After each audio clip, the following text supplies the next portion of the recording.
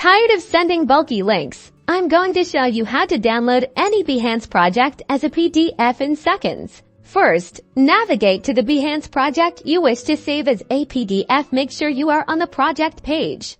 Look for the share icon. It's typically located near the project details. It usually looks like 3 dots connected by lines. Click on it.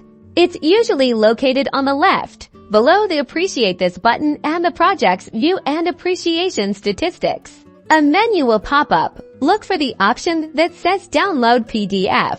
Click on Download PDF. You might see a progress bar while Behance prepares your PDF. Once the PDF is ready, it will automatically download to your computer, usually to your Downloads folder.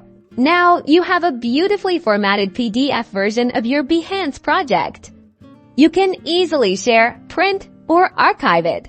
That's it. Don't forget to like and subscribe for more design tips and tricks. Let me know in the comments which tutorial you want to see next.